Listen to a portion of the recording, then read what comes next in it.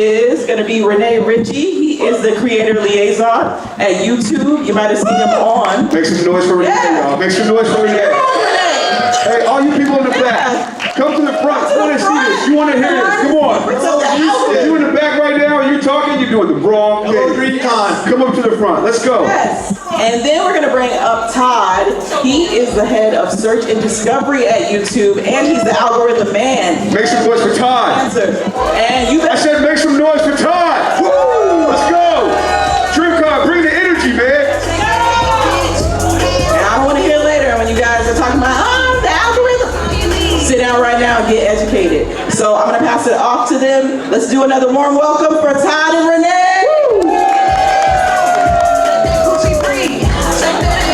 Hello, Dreamcon. Hello, Houston. Hey.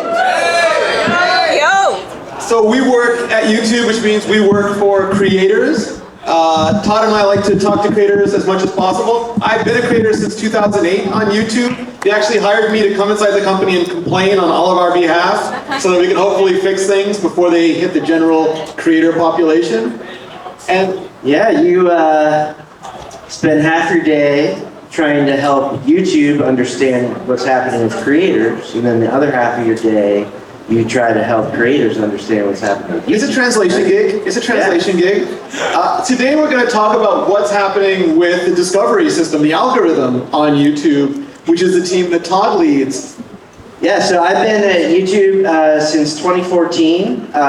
Started working on the homepage and trying to make that better. You may remember the original mobile app used to have like little tiny thumbnails. That's what it was when I got there. Now we got big thumbnails everywhere. Make it easier for people to see what they're clicking on. And yeah, I've been working with the teams that build the systems that rank the content, whether it's in search or on the homepage or while you're watching a video. My team works to try to make that as great as it can be so that we can maximize the number of opportunities that creators have to reach those billions of viewers. All right, I'm gonna just represent the creators for now, and I want to ask a question. How do you push out videos for creators? Do you push out videos for creators? Why aren't you pushing out my video more? So there's one place where we do push out videos, and that's notifications. So we do try to deliver those as quickly as possible after you upload. But for most viewers, they don't actually watch directly from notifications. And the rest of the way that the systems work is it's not actually based on pushing out videos. When you upload a video to YouTube, it's not like you give it to the algorithm and the algorithm like looks at it and says, okay, who should I push this to? Should I push it over here? Should I push it over there? It doesn't think like that. It works more from a pull basis from the viewer.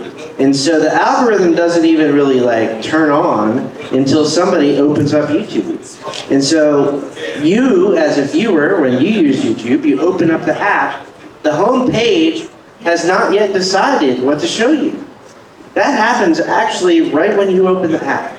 And so there's no plan that the algorithm has about who's going to see what. It's all focused on the viewer. So you like no set number. Like I'm going to give Bob 1 million views. Yeah, I'm going to give. Yeah, we don't know how many. It's all based on each person. So when a viewer shows up, what do? Well, the job of the algorithm says, well, I got billions of videos here, and I know they're not going to watch all of them. So I got to rank them so that the ones they want to watch are as easy to find as possible. And so, how do they do that? How would you do that? If that was your job and you had a viewer, if Renee shows up and you got to get him to watch something he's going to love, what are you going to do? Well, what you would do is what the algorithm does. It's like, okay, well, who is this guy? Yeah. What does Renee like? What channels does he watch? What topics does he watch? Does he have specific patterns of like different time of day? He likes certain things. And so that's all about like understanding the viewer. And then we try to match to those interests. So if he has channels he regularly watches, We're going to say, oh, do those channels have any new videos or older videos that are popping off right now? Let's pull those in. Let's see, are there some hot videos in the topics that he typically watches? Let's pull those in. Oh, we kind of know Renee watches a lot of the same videos as this other person over here. Let's see what they're watching, and maybe Renee will also be interested in watching that. So everything is focused on Renee when he shows up, and that's going to be very different from when somebody else shows up. And so when you think about the algorithm, the first thing I'll say is like put yourself in the shoes of trying to find the right videos for each individual person, because that's how it works. Now, people are like, okay, well, but I have analytics. What's with the click-through rate and the average view duration, and like, what's all of that about? Well, the algorithm uses that too, because it can help us understand how good of a job we're doing at recommending. And if we've ranked videos for Renee, and then a bunch of people like him, and none of them are clicking, that performance data of, how many times was it shown, how many times did it get clicked, did the people who clicked it watch most of it, or did they give up after 2 minutes into a 10-minute video? That gives us some sense of whether it's working or not. And so then we try to lean into what's working and lean away from what isn't working. I was going to ask you about that, like performance versus personalization. So a video has its click-through rate, it has its retention. It could be an incredibly high-performing video, but Kevin might watch it and give it a thumbs down, and I might watch it and give it a thumbs up. How does the algorithm understand like my personal desire? Yeah, so while you in your analytics mostly are looking at what everybody thought of your video, unless you're like slicing and dicing in there, which most people don't have time to do. But fortunately, the algorithm's got all day to be slicing and dicing with tons of computers in the background where they can learn, oh, okay, maybe it has like an X% CTR or whatever. It's going to try to learn, well, people who watch, this game tend to be really into this video, where people who watch this other game and these sorts of channels are not into the video. So while you may look at the analytics as one number, the algorithm's got tons of numbers in the back where it can see that different people like different things. And so it's not, you shouldn't worry too much about that overall number, because the algorithm is going to be able to have that nuance of recognizing that different segments like different things, and again, leaning into what worked and away from what doesn't work. But yeah, it does come down to these two elements. Performance is how well it's working, but that's not the whole story. It's also about each individual person and what's working for them. Yeah. So people ask a lot of questions like, what time of day should I post? How often should I post? You famously said, when you think about YouTube and you want to ask a question about the algorithm, if you replace the word algorithm with the word audience, you will almost always get a better answer. How often does your audience want you to post? What time does your audience care what time of day? Could you explain that a little bit? Yeah, so the algorithm doesn't care. The algorithm doesn't have its own preferences. There's no like, opinion. we don't want the algorithm to be like, oh, well, it only works at 3:42 p.m. if you have like this pixel in your thing and this keyword over here. Like, if it was that sensitive, it wouldn't really be giving people what they want. And that's what the algorithm's trying to do, is get those videos that Renee's going to watch when he shows up. And so, in order to do that, the algorithm is trying to understand Renee, trying to understand the viewer and the audience. And so, similar to your question earlier, where, like, should I upload 3 videos a day? Don't think about, will the algorithm like that? Because the algorithm doesn't care. It just wants to give what the viewers want. So, if, like the answer that Mary Jo gave was, what does your audience think? Are they on, such that they're going to watch 3 videos a day? Or are they more like, oh, I only need this once a week and then I got other stuff to do? Like if you're a news channel, your breaking news channel, maybe you do 10 videos a day and they choose which stories are important to them, but they expect the latest news. But maybe you're a science creator and it takes you 2 months to do each experiment, so you post once every 2 months and your audience is still there for that. Yeah, and we designed the algorithm to be flexible so that as long as the audience is into it, that's all that matters, right? So if your audience really wants like you to invest a lot, but not upload very often because they'd rather have quality than quantity, we want that to work. So, and we have creators that have all sorts of frequencies, some that do, 100 videos a day. Some big news channels might do that. Yeah. And then we have others that, might upload a few times a year, and they still can get millions of views. So, find that connection and listen to what the audience is telling you. And there are some analytics where you can go in and see like how many views are there per viewer. Yeah. So you can look at like the past month and you can select, okay, how many videos did I publish? I published 24 videos. How many videos did the average viewer watch? 2. Well, maybe you're uploading too many. If most of the people that come to your channel are only watching 2 out of 24, maybe it would be better for you to make 12 instead of 24, and maybe they'd be better videos, because if you're only making half as many, you could spend twice as much effort as you are to pump out 24 videos. So you got to find that balance of quality and quantity for your audience, and it's going to differ depending on the style of content you're doing, how much creative throughput you have. You just got to find that match.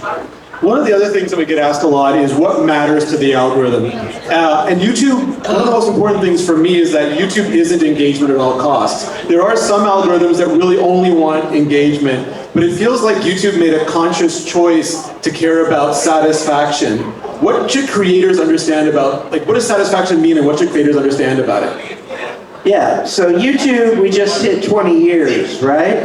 And we want to be here for 20 more years, and I can't wait for the future when you can go to YouTube and it'll say, this video was uploaded 57 years ago. How cool will that archive of culture be? 100%. Yeah. So, we want to be here forever, and that means that we know in order to have people keep coming back to YouTube because it's relevant, we need to give them true value in their lives, not just suck up their time every day with things that they're going to be like, oh no, I just spent too long on YouTube watching stuff that I didn't even remember what I watched.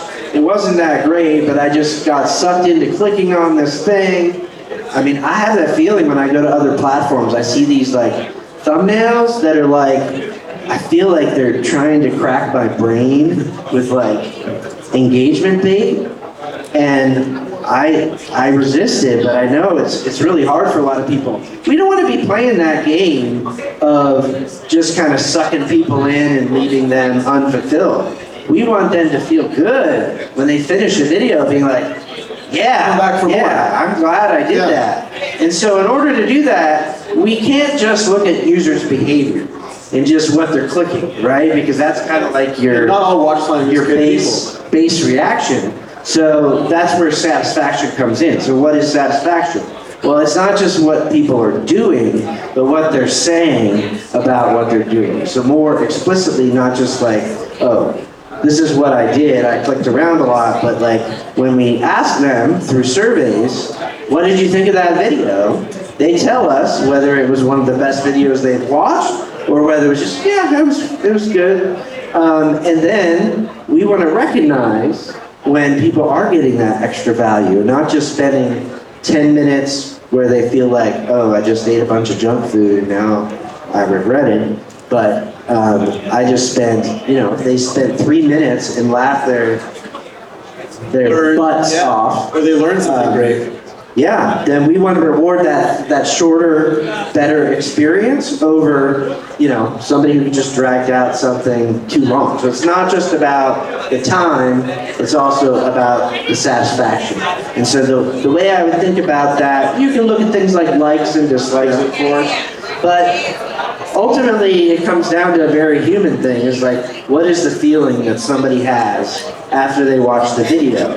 And I think it was Mr. Beast, Chucky, who works with Mr. Beast, who said something along the lines of, the best way to improve your CTR is to make a great video such that the next time they see your channel, they're going to be like, oh, I'm going to watch that because the last time I watched this channel, it was hilarious, or I learned something, or I had a great time. And so think about that value in building that relationship, not just get them to click a video, but get them to appreciate what you're offering on your channel. So that's the satisfaction, is think of that big picture.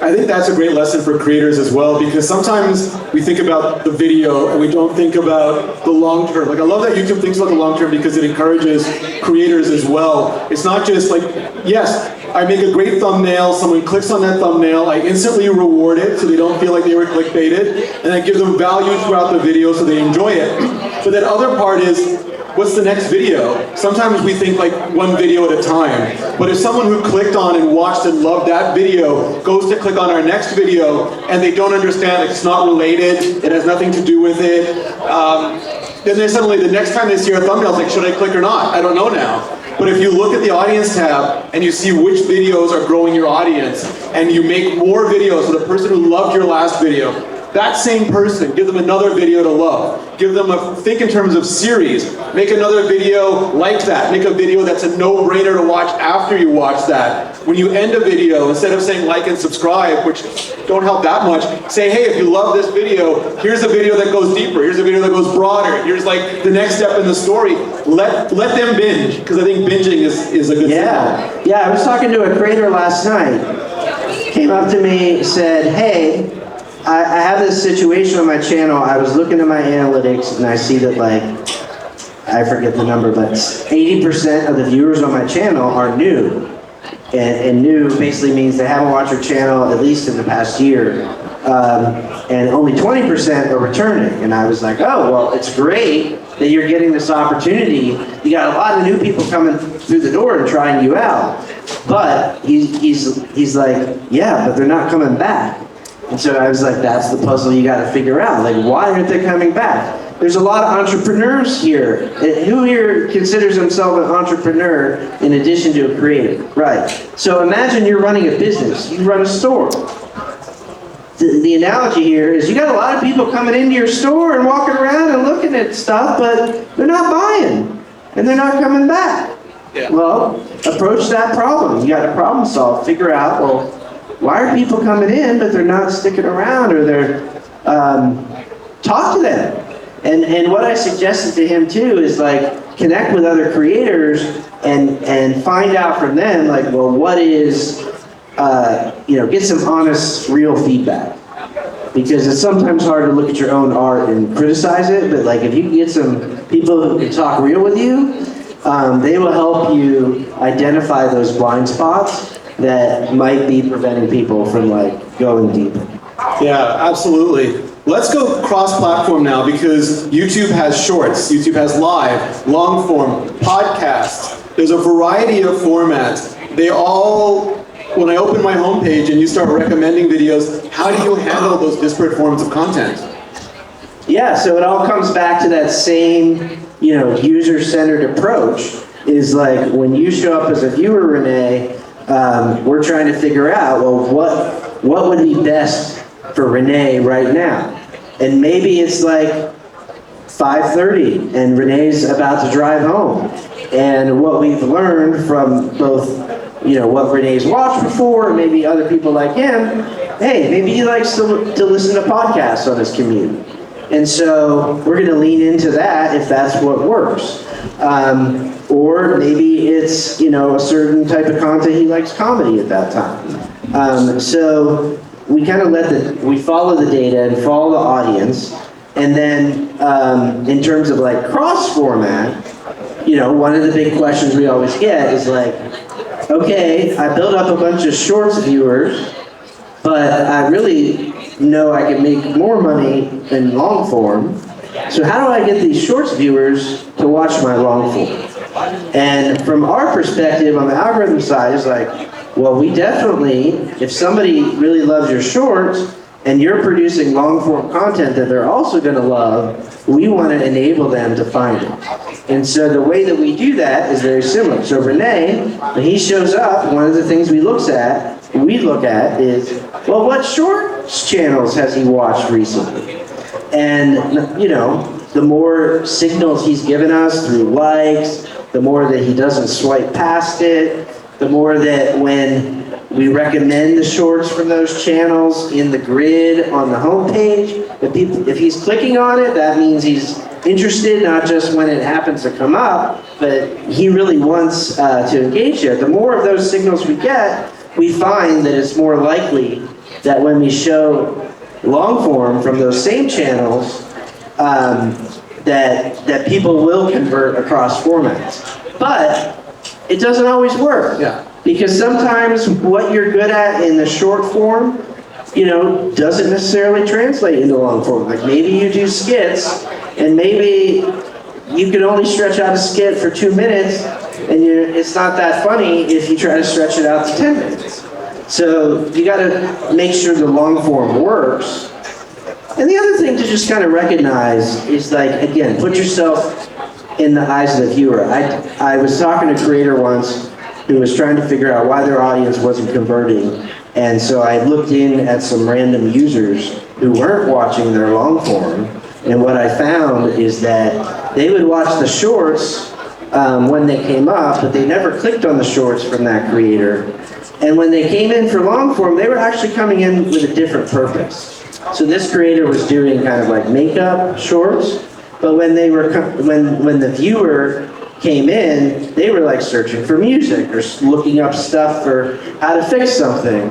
And it wasn't necessarily a good time for them to be like, oh, check out this shorts creator that you've watched before. That's not what they wanted when they were there for long form. So sometimes it's just the way that viewers compartmentalize, like you as a creator compartmentalize. You're like, oh, my shorts is to market my comedy, my long form is for my, you know, building my community, my, you know, live is for like doing transactions and selling my, you know, my digital goods or whatever it is that you're doing. Viewers can also compartmentalize their purpose for different formats. Yeah. And so you might have different audiences that gravitate, but we do try to enable people to go across and be aware. And of course, your channel page is always a place where you can showcase all the different stuff that you're doing, and make sure you're supporting that as well on your side. Yeah, so I think like one of the things to think about is some people only watch shorts. That's all they care about watching, so they'll never watch long form. Other people only watch certain types of content in shorts. Like, I'll watch 30 seconds of dancing, but I would never watch 15 minutes of dancing. No offense to dancing. It's just I prefer that in shorts, so they'll also... I do that tennis highlights myself. Tennis highlights. I don't watch long form tennis, but I like watching some cool tennis shots. 100%, but there are people who watch both. So the second thing is they won't convert because you want them to. You have to make them want to convert. So there are channels. Like one of the things I encourage creators is creators will immediately go, the algorithm hates me. It's not fair. But you can find an example typically of someone who does that really well. So it tends to not be the algorithm. Like quick aside, the biggest media company in the world right now, with the biggest franchise in the world right now, can't pull views. And there's no algorithm. It's just audience. So you have to make your audience want to. And the creators who do that well, they tend to give you like a really good value prompt. Like you're watching the video and they know it's not the same topic, it's the same vibe. You want more of that. So like Alan Chicken Chow with narrative content, Real Engineering with science content, Call Me Chris with comedy content. It's like, if you want more of this, they put the thumbnail in the graphic, they point to the link and say, click here, and then when you click through, they immediately reward you with more of what you got. Because people are happy watching shorts. They don't want to move over. You've got to make it worth their while. And once you do that a few times, they'll start to trust you again.